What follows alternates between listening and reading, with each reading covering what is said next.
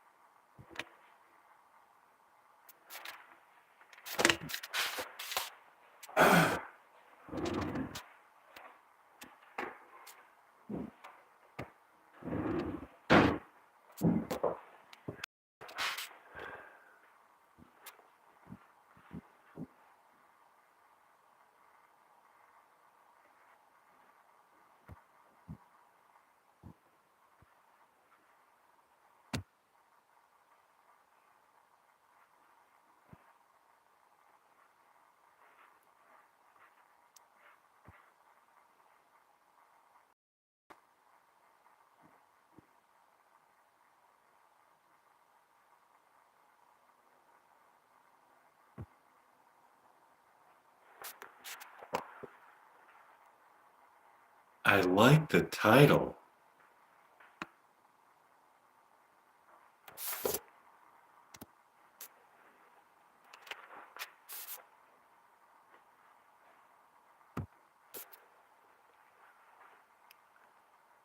Murder for Breakfast. It's the killer's point of view.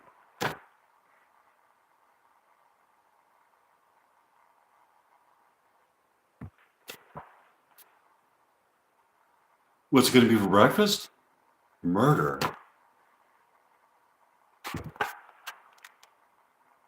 Exactly. We could sort through the evidence contained in the movie and solve the murder.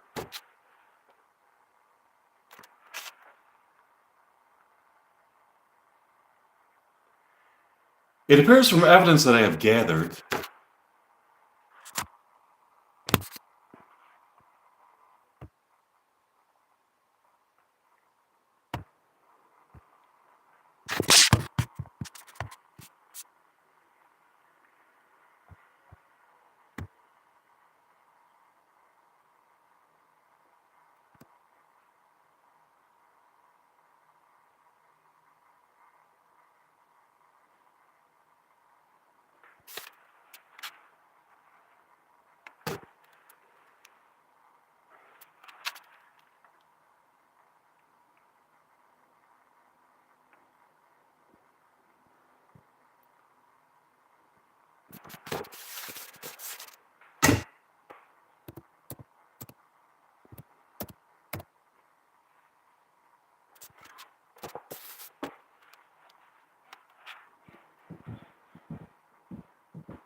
that perhaps the murderer has a nice big breakfast here at the Pancakes by the Bay before he or she committed the murder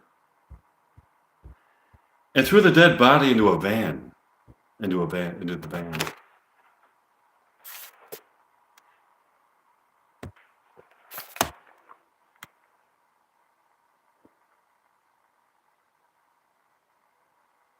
Do you think that the murderer might have left a nice tip? Yeah, murderers are known to be good tippers with a charming and benevolent side to them. Penelope, this brings something else to the fore.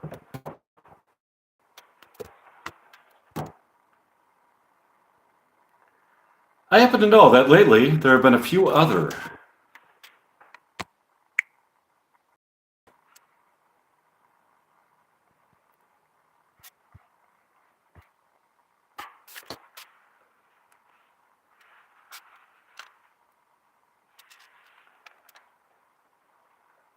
Murders committed outside of breakfast places in broad daylight.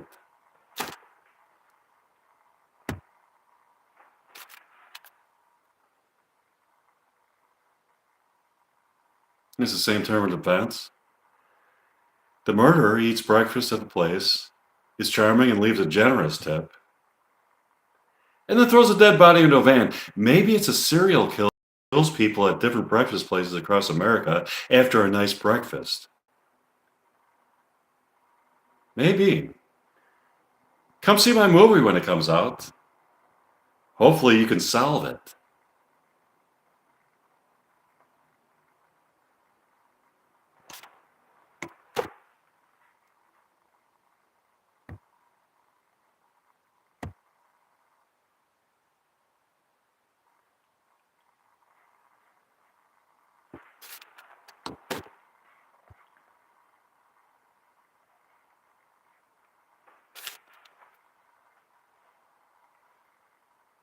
Sure. Like at Elena. Went back to Mike's condominium that evening to have a few beers and talk.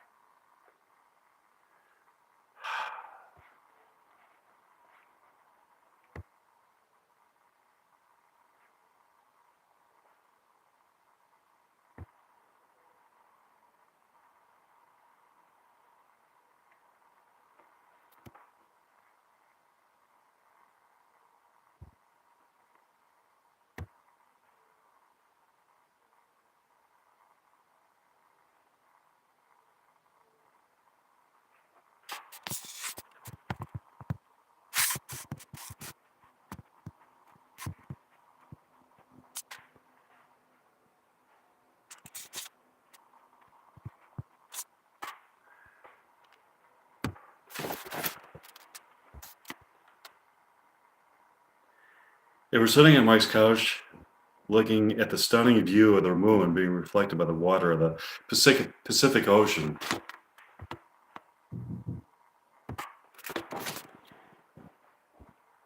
On that warm, breezy evening in June, lovers were frolicking beneath the Golden Gate Bridge and seemed to be in a state of such transcendent love that they were detached from earthly pain and relegated to a place of pleasures of the soul that can only be felt in that transcendent realm. So, we have an interesting situation. Yes, indeed, we do. We have pretty good evidence to connect Penelope to the very murder that she is trying to supposedly get solved by releasing a movie about it, that provides evidence for the viewers so that they can try to solve it.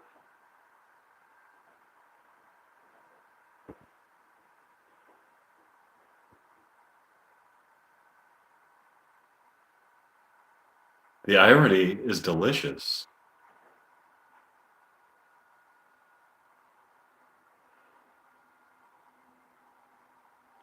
Maybe someday, maybe somebody will see the movie and find evidence that Penelope committed the murder.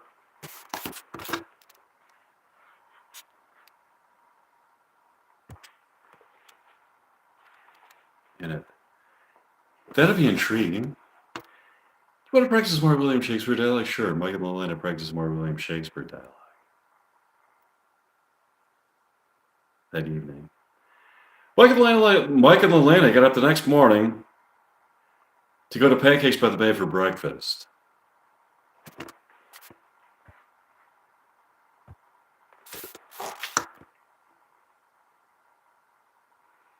When they got inside, they found that the place was had somehow been transformed to the diner in the original Reality Bites, in the scene where Lelena asks Troy if he could define irony. Troy and Lelena are sitting at the bar talking and laughing. So it's kind of like that scene in Reality Bites where Lelena says to Troy, it's like, can you define irony? It's like, it's when the literal meaning is the exact opposite of the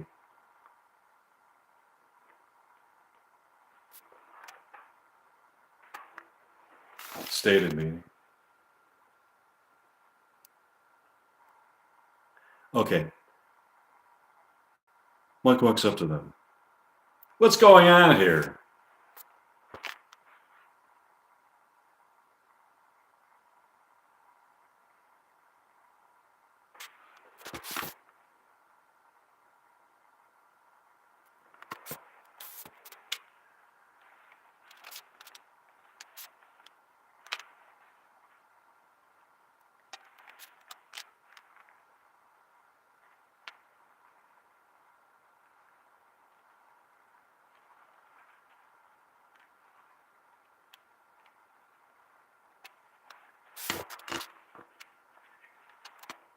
What do you mean? I mean, when I walked in here, I was expecting this to be Pancakes by the Bay. This is the diner from the. This is the diner scene from the original Reality Bites. Yeah, what else would it be? Winona and I are filming the scene in the diner for Reality Bites. Do you mean Lelena? No, Winona. That's a character she portrays.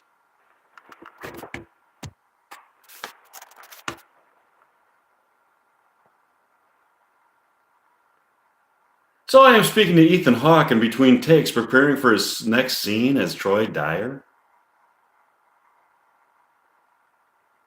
Yeah, exactly.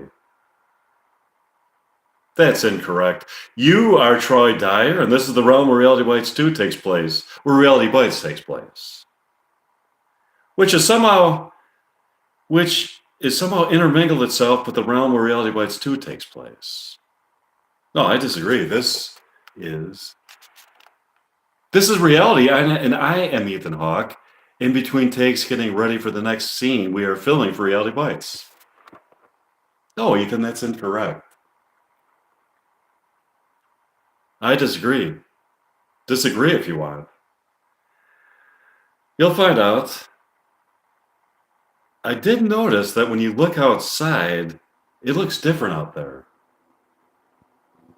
Yeah, it does. That's because when you are looking outside, you are seeing the outside of Pancakes by the Bay in San Francisco in Reality Bites 2. The inside of the diner from Reality Bites has mysteriously been juxtaposed with the outside of Pancakes by the Bay. When I walked in Pancakes by the Bay from Reality Bites 2, I found myself in the diner from Reality Bites. Interesting. Now that we were talking about the situation, I saw something happen outside that I would like to tell you about. What is it? I saw a grisly murder take place out there. Describe it for me. A woman who looked like a waitress stabbed a man to death in broad daylight and dumped him in a van that proceeded to drive off into the San Francisco morning.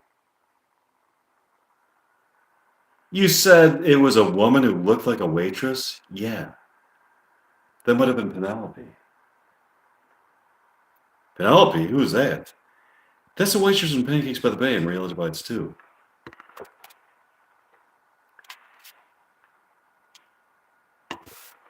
You may have helped solve a murder. Fabulous! Lelena from Reality Bites 2 walks up to them.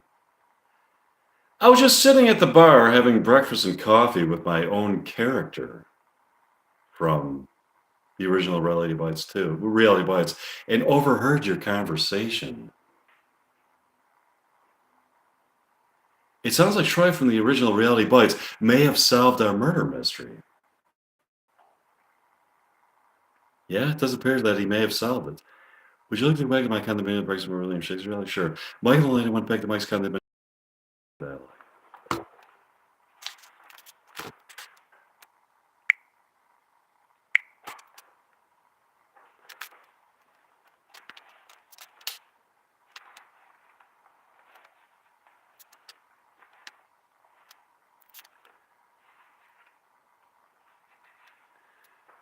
Michael and I got up the next morning and decided to go to Pancakes by the Bay for breakfast and coffee. They got their usual booth by the window. I wonder if Penelope is going to be here today. Yeah, that's going to be interesting. Does a person who committed a murder the previous day go to work as a waitress the next day? Oh, here she comes. Good morning, decent people. How can I help you? I'll have the Bayside griddle cakes and a cup of mountain morning coffee. And for you, Lelena, how's the Bayside griddle cakes and a cup of mountain morning coffee? Coming right up. Look at her, Lelena. Does she radiate anything from her aura that would even give you pause to think that she is capable of murder? No, she doesn't. I wonder if it really was her who Ethan saw commit the murder.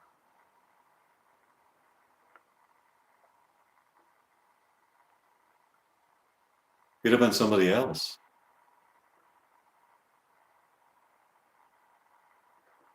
A lot of women resemble her. Um, I say we reopen the case and give her the benefit of the doubt. Yeah, oh, here she comes. Here you are, young lovers, enjoy. Oh, thanks, Penelope. Yeah, thanks, Penelope. Bye. Have a terrific day. You too. You too. Mike and Elena finished breakfast and went for a walk around town. So, Elena, we have a lot of conflicting evidence.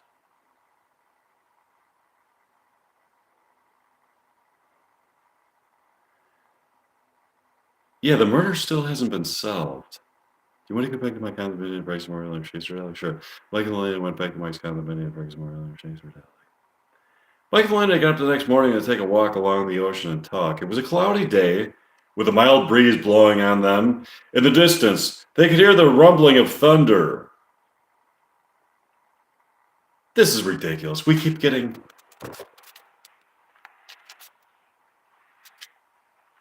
conflicting evidence concerning the murder. Yes, we do have some conflicting evidence about the murder. That's without mentioning the people from the parallel society that we suspect could have done it.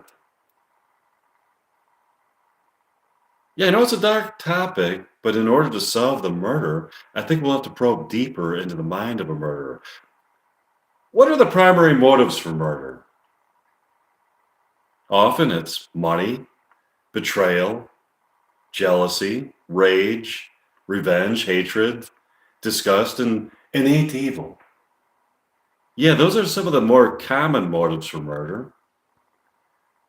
Some people suffer from mental conditions that cause them to believe that there are evil spirits beckoning them from a hidden realm to murder people.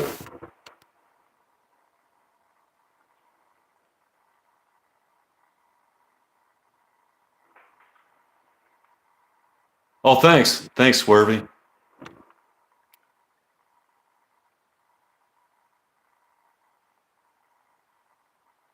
What if it is not a delusion? What if there really are evil spirits beckoning them to commit murder? Are you being serious?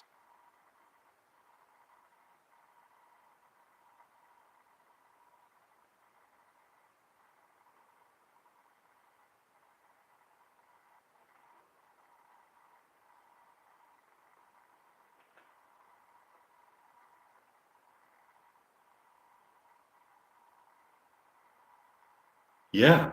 You believe in spirits? Yes, I do believe in spirits, both kind and evil.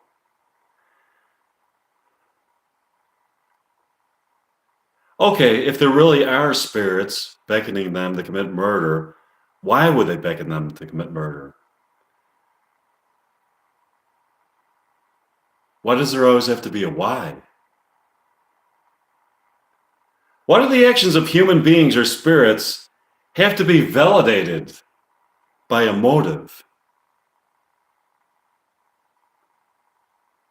Isn't it possible for the actions of humans and spirits to be guided by some external force? But then even in that scenario, the force that was guiding them would have a motive, right? Why do they have to have a motive? Who does anything without a motive? I eat because I am hungry. I work out because I want to get into shape. I have sex because I seek pleasure. I argue with somebody because I am angry. and want to prove a point. I go to church because I don't want to go to hell.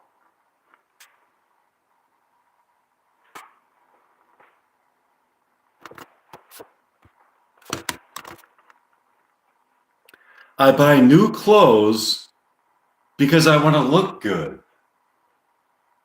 I kill because I have a motive such as the desire for revenge. Oh, thanks for the thumbs up, whoever gave me the thumbs up. Okay. I agree with that, but maybe on some level, actions don't require motives. On some bizarre, esoteric level, maybe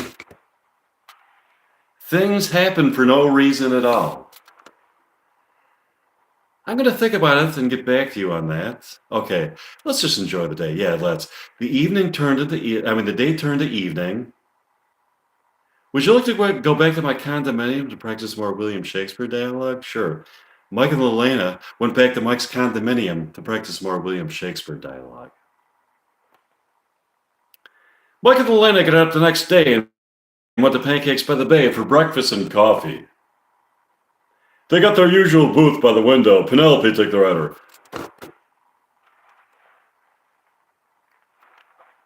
How can I help you? Good morning, Penelope. Don't you look lovely and innocent?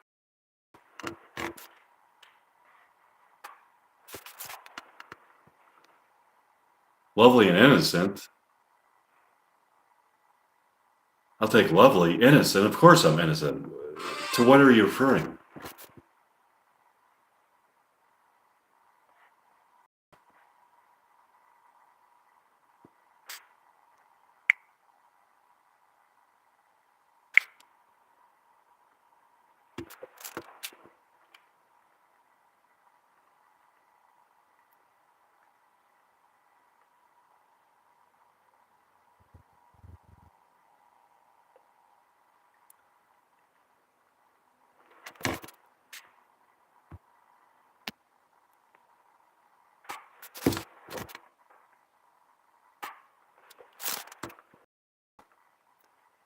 I'm just alluding to how your countenance doesn't cause the typical person to suspect that you would possibly commit any kind of a heinous crime.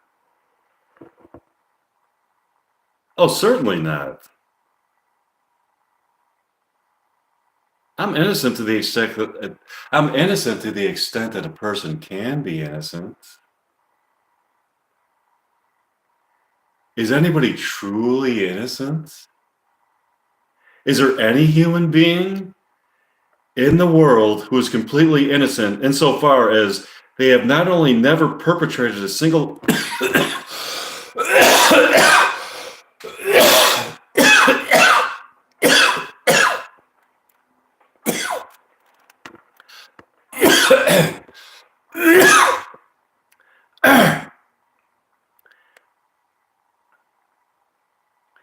that they have never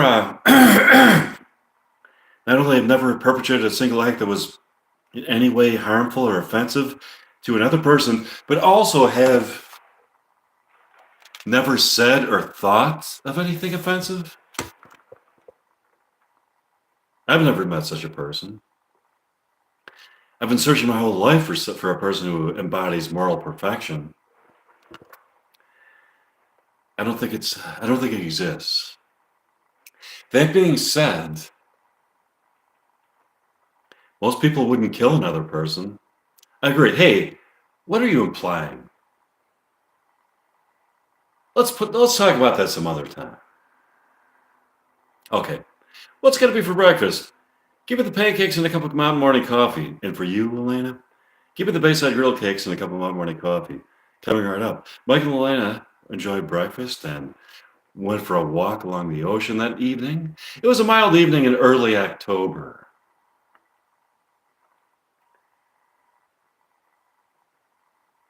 Do you want to go back to my condominium and practice more William Shakespeare dialogue? Sure. Mike and Elena went back to Mike's condominium to practice some more William Shakespeare dialogue. Here's an excerpt from it.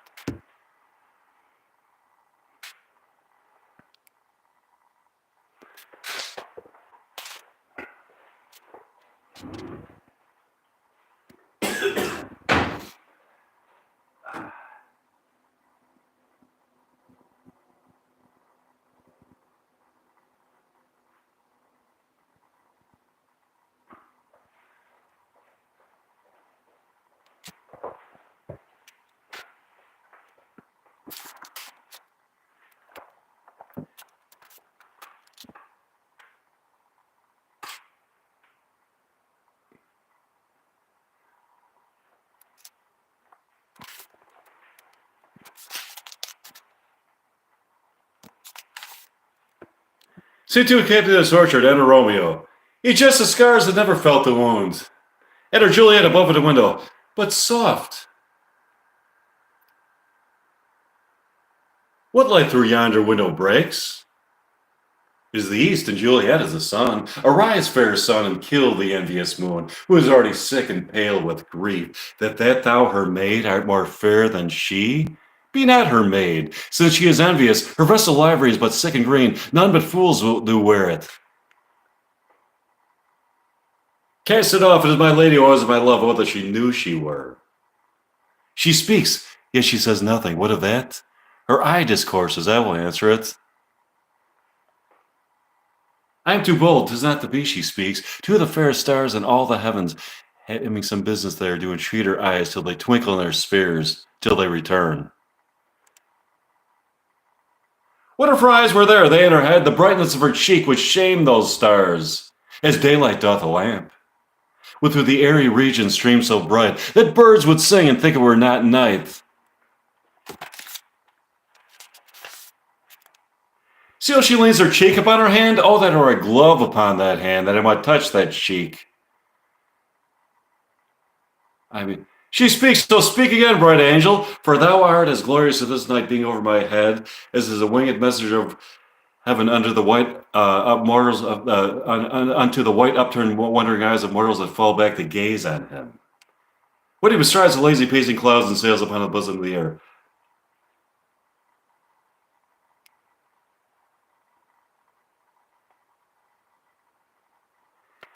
Lady, by yonder blessed moon I vow that tips of silver all these fruit tree tops.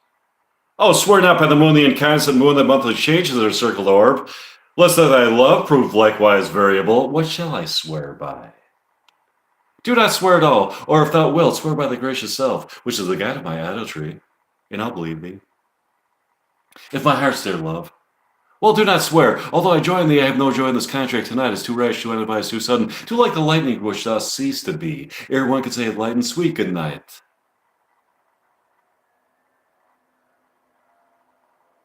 This bud of love by summer's ripening breath might prove a beauteous flower when next we meet. Good night, good night. Oh, wilt thou leave me so unsatisfied? What satisfaction canst thou have tonight? The exchange of thy love's faithful vow for mine?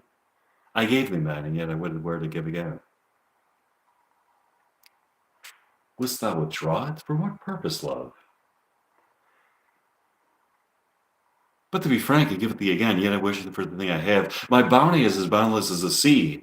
My love is deep, the more I give to thee, the more I have, for both are infinite. I hear some noise within. Dear love, adieu. Anon, good nurse, sweet Montague, be true, stay with the love while I come again. Oh, blessed, blessed night.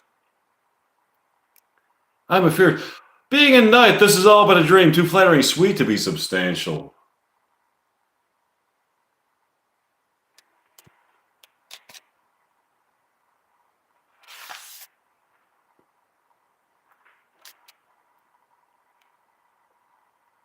Scene 3, Friars Lawrence's cell. Enter Friar Lawrence with a basket. The gray-eyed morn smiles on the frowning night. Checkering the eastern clouds with streaks of light, and fleckled darkness like a drunkard reels from forth day's path and Titan's fiery wheels.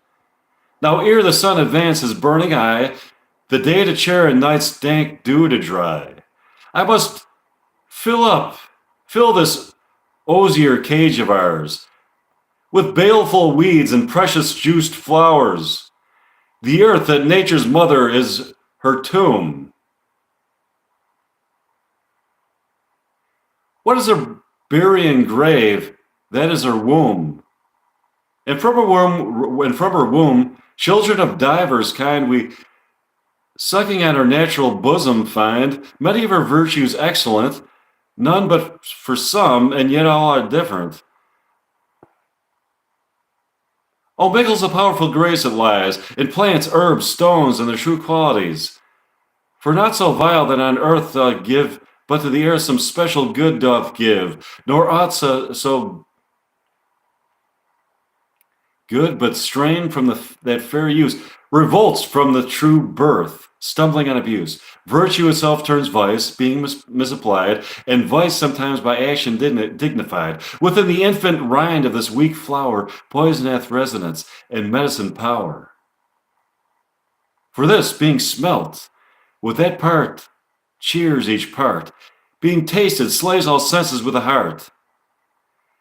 Two such opposed kings encamp them still, in man as well as herbs, grace and rude will, and where the worser is predominant, full soon the canker death eats up that plant.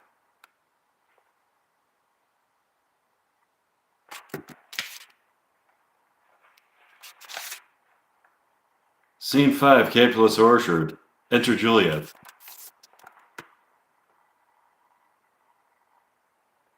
The clock struck 9 when it did send the nurse. In half an hour she promised to return. Perchance she cannot meet him. That's not so. Oh, she is lame. Love's heralds should be thoughts, which 10 times faster glad than the sun's beams. Driving back shadows over louring hills. Therefore do nimble, pinioned doves draw love, and therefore hath the wind swift Cupid wings. Now is the sun upon the highmost hill of this day's journey, and from 9 till 12, in 3 long hours, yet she is not come. Had she affections and warm youthful blood, she would be as swift in motion as a ball. My words would bandy her to my sweet love, and her to me. But old folks, many fain as they were dead, unwieldy, slow, heavy, and pale as lead. Enter nurse and Peter. Oh God, she comes! Oh honey nurse, what news? Hast thou met with him? Send my woman away.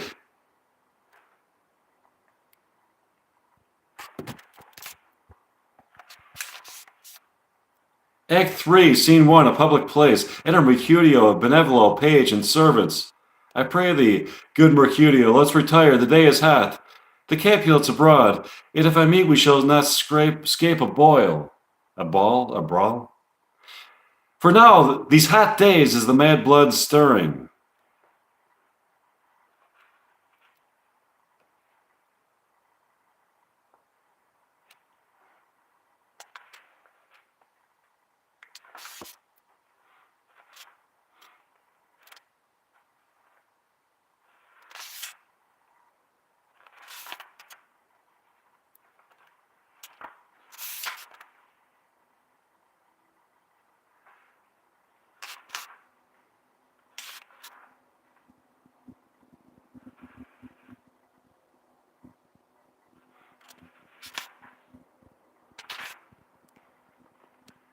Act 5, Scene 1, Mantua, Street, then Romeo. If I may trust the flattering truth of sleep, my dreams presage some joyful news at hand. It sits lightly in his throne. In all this day, an unaccustomed spirit lifts me above the ground with cheerful thoughts. I dreamt my lady came and found me dead. Strange dream that gives a dead man leave to think, and breathes such life with kisses in my lips that I revived and was an emperor. Ah me, how sweet is love itself possessed, when but love's shadows are so rich in joy. Enter Balthasar, Romeo. News from Verona. How now, Balthasar? Does it now bring me letters from the friar? How doth my lady? Is my father well? How fares my Juliet? That I ask again. From nothing can be, if she be well. For nothing can be ill if she be well. Great line. No matter. Get thee gone. And hire those horses. I'll be with thee straight. Well, Juliet, I will lie with thee tonight. Let's see for means, O mischief, thou art swift to enter in the thoughts of desperate men. I do remember a apothecary, and hereabouts dwells, which late I noted in tattered weeds, with overwhelming brows, culling of simples, meager were his looks, sharp misery had worn him to the bones, and in his needy shop a tortoise hung, and alligator stuffed, and other skins of all sharp shaped fishes. And about his shelves a beggarly account of empty boxes, green earthen pots, bladders, and musty seeds, remnants of pack thread, and old cakes of roses, were thinly scattered to make up a show. Noting this penury to myself, I said, "And if a man didn't need a poison now, whose sale is present death in Mantua? Here lives a caitiff wretch, would sell it him." Oh, the same thought, but did but forerun my need, and the same needy man must sell it to me. As I remember, this should be the house. Being holiday, the beggar's shop is shut. What? Ho, apothecary, enter apothecary. Who calls so loud? Come hither, man. I see that thou art poor. Hold, there's 40 ducats. Art thou here full of wretchedness? And let me just go to the end of the play now. Whatever. Let's see. Okay. Enter Romeo and Balthazar with a torch, a mattock, and a crow of iron. "Give me that mattock and the wrenching iron. Hold, take this letter early in the morning. See thou deliver it to my father. Give me the light. Upon thy life I charge thee.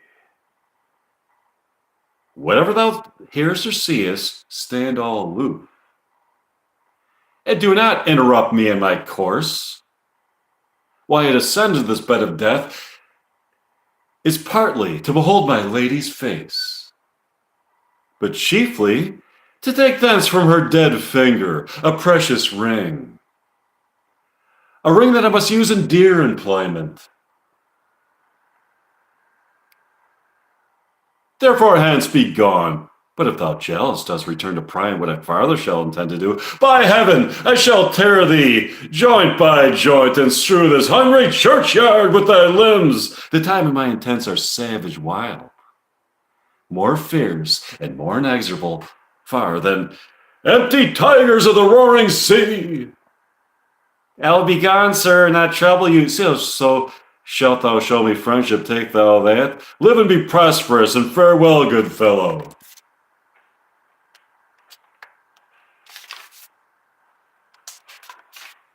This letter doth make good the friar's words, their course of love, the tidings of her death.